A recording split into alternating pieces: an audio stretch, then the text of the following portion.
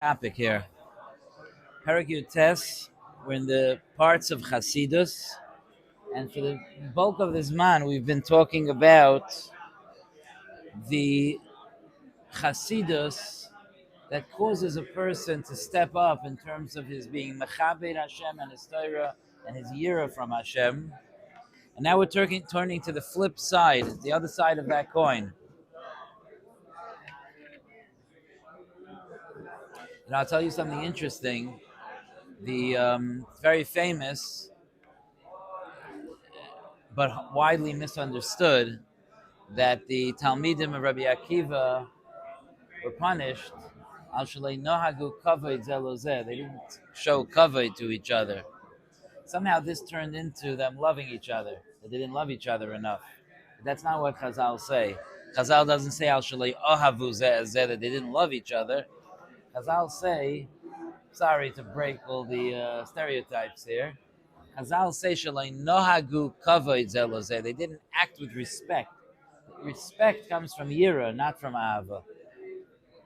In fact, there are those who say that since Rabbi Akiva was famous for being the one who taught us Ve'ohavta l'reacha kamoicha, it could be that they erred too much on the side of Ahava, and sometimes if you have a relationship where there's just love and there's no awe, there's no respect, then the relationship deteriorates. That's not a healthy relationship. A healthy relationship, even the most loving relationship, is a relationship where there's still respect for the other person as a person. Respect for the, you know what I mean? Like there's a certain healthy respect, a certain type of stepping back to allow them to be them. So that's the nohagu kavod ze lo ze. That means that they didn't see the greatness in each other. They didn't have reason to say, oh, Talmud Chacham. They were like, yeah, they were all a chevra. And it's very interesting that it was, the lesson, like B'nai Yeshiva, I know the world says that the lesson is that everyone has to love each other, but that's not what it says. I think we have to stick to what it says, or else we're lost. It says that we have to learn as a group, we have to learn to respect each other. That's a very, very valuable lesson. But what's interesting is that I believe that there's a nakuda where, since we're talking about, I'm going to go out on a limb over here, that since we're talking about B'nai Torah, I believe that it's a reflection of the Torah itself. And I want to explain what I mean. There's for example, there's a story that's told over in Navi, which we didn't get up to yet, but at the right time, you'll have to listen. The Navi talks about when David HaMelech brought the Aron back to Yerushalayim, to Yerushalayim. So the Aron was traveling back. So David had the Aron put on on a wagon,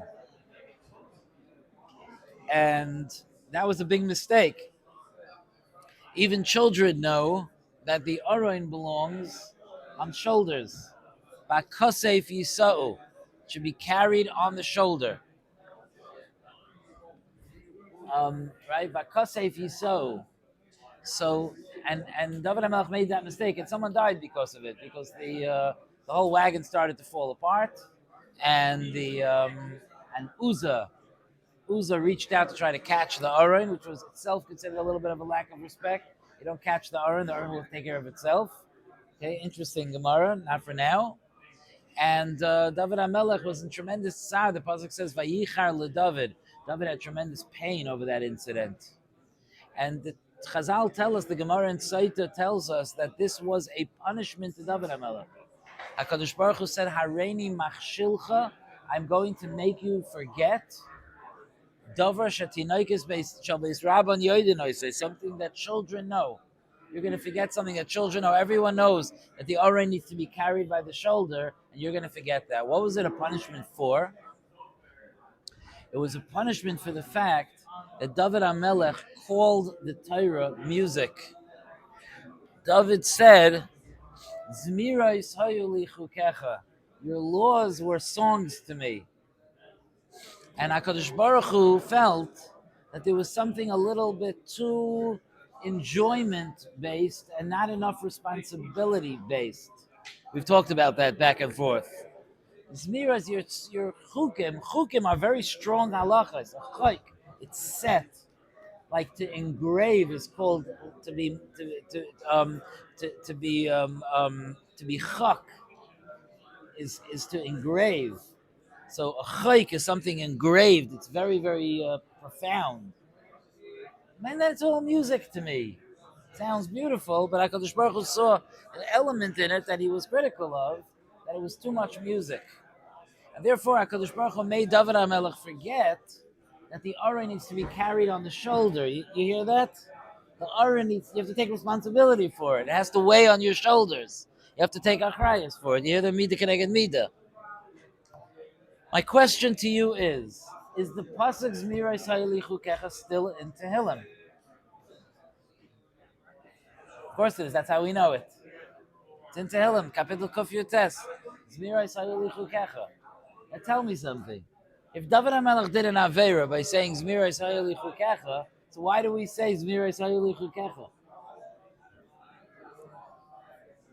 So I believe that the fact that the Torah is music was not the criticism. Of course the Torah is music. Of course, someone who's plugged properly into Torah, there's nothing that animates him and makes him feel more alive and awake and alert and focused and nourished and full of joy and connected and grounded like being involved in Torah. And we should all be zeicha to be able to have those feelings when we learn Torah. Of course. Of course it's music. Of course it's music. You know, people learn Torah, they can't stop moving sometimes. You ever notice that? It makes us move. They say over that by Har Sinai, it says that the nation saw Maimed Har Sinai and they were propelled backwards. You ever heard that? It says Vayar Ha'om Vayonuu, and they shook. The Sfarim say that's why some people, when they're learning, when they get into it, they start moving.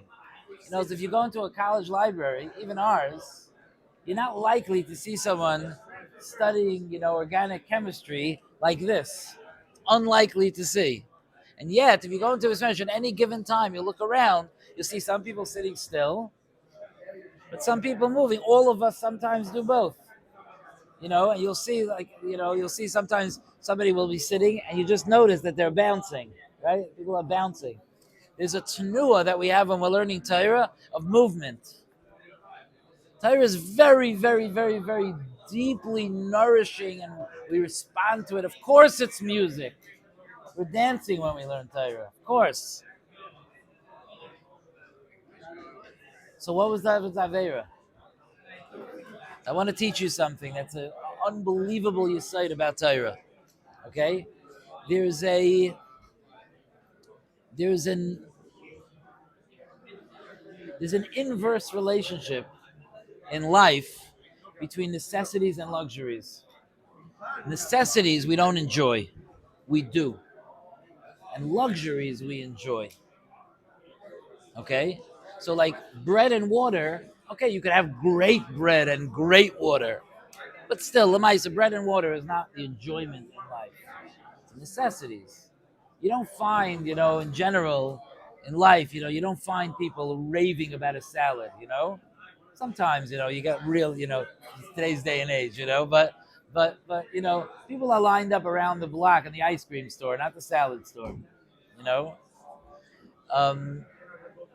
And if it is the salad store, it's all about the toppings. You know, it's not the lettuce. That's not what's like, oh, lettuce, I'm in the mood, you know? It's not that way, okay? The basic things, the basic building blocks of being able to be alive, that's not what gives us pleasure. It's necessities. Necessities. It's not luxuries give pleasure. It's luxury that we like, you know, oh, it's so enjoyable, you know? Yonatan sits and studies. It's not what gives him pleasure. He's able to get out onto the beach early in the morning before Shachris. That's pleasure. Okay, maybe it's a necessity. It could be. It's arguable. But luxuries, a very expensive steak that when your knife touches it, the juice starts coming out. That steak is not a necessity. But boy, the people line up for that. You know, you watch by a kiddush sometimes. In today's day and age, it's not in Waterbury, Baruch Hashem, but in today's day and age, there's such a thing as having meat boards by kiddushes. They're already old. Now we do fish boards, by the way. Okay? You watch adults, people who have successful businesses and families, people that have grandchildren. You watch as the meat board gets passed down the table. Their eyes follow it, you know? Luxuries pull us, luxuries of so much pleasure. Necessities we do because that's what we need to stay alive, you know? Ear, oxygen doesn't give us pleasure. You know what I mean? It's not, oh my gosh, did you breathe? It was such pleasure. It doesn't work that way. But water doesn't give pleasure. Wine, that's where it's at. An expensive bottle of wine, that's pleasure. That's enjoyable. Ask Simcha about wine, right? Wine, that gives pleasure. So Frecht Rav Hutner in the Sefer Pachad Yitzchak says, I don't understand something about Talmidei Chachamim. Anybody that knows true Talmidei Chachamim knows that if you ask them if Torah is a necessity or a luxury, they'll say it's a necessity. And they'll say, if without it I have no life. Ki heim chayenu. It is my life. There's no life without it. And yet, he says, they treat it like it's a luxury. They love it and they enjoy it and they taste it and they swirl it and they imagine it. And Torah is not treated by true Talmidei Chachamim as an, okay, what I gotta learn. Gotta learn. It's not the way Torah is treated by Talmidei Chachamim. You know the way they treat it. If you know people, you know, who like have a relationship with Torah, they're drooling over it like a steak, but they treat it like water. Rav Hutner said it bothers me. It's fakert. It contradicts the entire foundation of the way we live our lives. It just doesn't fit into life. He says, how could it be? I love his lashon. He says, how could you treat it like the hechrich shebe hechrich at the same time as the moisres shebe moisres? How could you treat it like the greatest necessity and the greatest luxury at the same time? So he says that we have to understand the placement of Torah in our lives. He says, if a person is dying of thirst and you give them a glass of water, I promise you, he says, that there's not a glass of wine in the world that will give him more pleasure than that cup of water. Why? Because when a person feels like what he's consuming is the etzem hachayim, this is his life, then the luxury of luxuries and the necessity of necessities merge together. This that gives life, that has both. That contains both. With us and our physical necessities, the things that we do, okay, we're alive. We're continuing to be alive. But with Torah, it's not that way. When we say Kihem Chayenu, it's literally pumping chiyus into us at every moment. And when chiyus is being pumped into us, there's nothing more enjoyable and nothing more necessary. But I learned from there that you see that there's a certain coming together of different approaches with the Torah, that it's not a question of a little of this and a little of that. They come together. The necessity and the luxury comes together. It's something to halavai, we should be able to feel that.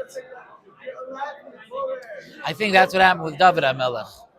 I think that the weight of responsibility, that's necessity. I think song, that's luxury.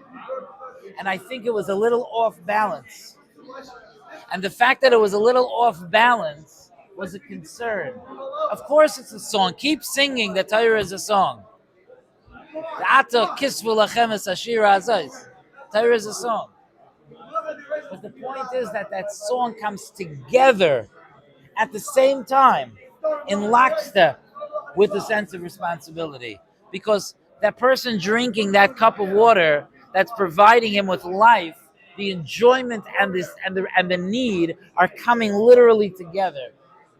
I think that was David HaMelech's mistake. So why am I saying this? This is my hakdama to us talking about the Ava.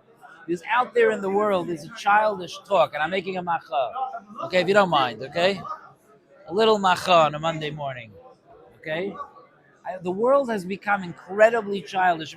Tomorrow morning, when we continue our conversation from last Tuesday, I have another macha to make about the childishness of the world. I'll save that for when the Shmaya doesn't have the thing attached to my jacket. But for today, you hear phrases. You for sure have heard this stuff. Like he's more of an Ava person. He's more of a Yira person. Oh yeah, his avoda, he does like avoda. He's not so much into the yira. He's more into the ava. Oh no, he's very very into the yira. You don't get so much ava from him. What foolishness is that? Of course, the way we see it on the outside, we may see more of this and more of that. But in the true service of Hashem, there's no like, oh, I'm gonna be. I think from what works for me is to be like 71% Ava and like I think like 29% Yira. That would be perfect. Like that's ridiculous talk. Ava and Yira come together. We have awe from Hashem, and we love Him for letting us serve Him. And as we love Him, we know Him more, and we have more awe from Him. And as we have more awe, we can't believe again that we get to sit in His base medrash. So we have more love. And the love and the awe and the love and the awe, it grows together and it weaves together. And if you hear talk like that, you must reject it. It's immature talk in Avodas Hashem. It could be you'll have a time in your life where the yira is a little bit harder to get to. Some of us have been through things. It makes it hard to go in that path, you know? So we say, okay, I'm going to go through the Ava path. But that's a practical decision that I'm making in order to get where I want to get. It's not because I have some shita. Okay, no. Do me a favor. Take a scissors, go around the mismesh, take out the Yira parts of the Torah. I don't do that so much, you know. I do the Ava parts. It's ridiculous, crazy talk. The Torah is a blend. It's a coming together of awe, fear, sense of greatness, kavod that we learned until now, and love, closeness, joy, music that we're about to start learning. Don't accept childishness. Don't take it. Don't accept it. If people are talking childish to you about Avodas Hashem, don't accept it. And Eved Hashem knows that while, of course, at each given day and tkufa of his life, he may find the door that's open to him is with one midah or another, but he's very aware that the two doors lead to the same place, and that they're intertwined. And anyone who knows a true Talmidei Chachamim knows that the fiercest Talmidei Chachamim are full of love, and the most loving Rebbes that are just all about Ava, they're full of fierce Yira Shamayim.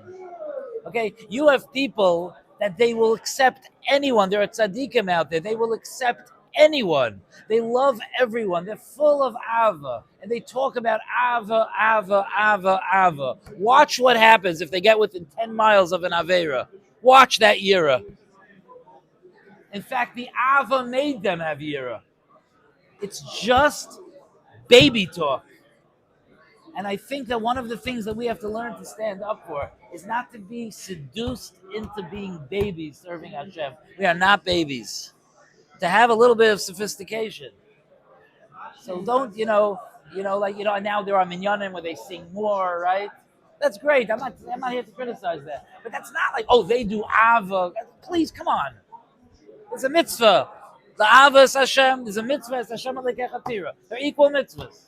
And they come together. There's a reason Hashem gave us both. Zmira Yisrael Lichukecha, Bakasei Fiso, Hechrech Shebe Hechrech, Meisres Shebe Meisres. They come together. And I'm saying this about this, but I'm saying this b'chalal about Avodas Hashem, that we have to work on ourselves. We should talk about this more. To stop accepting baby talk.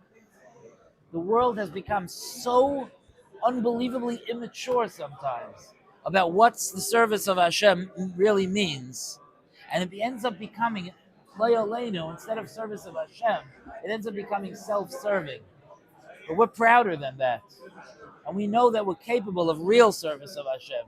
And real service of Hashem is that we allow ourselves sophistication, even if that means walking around with questions.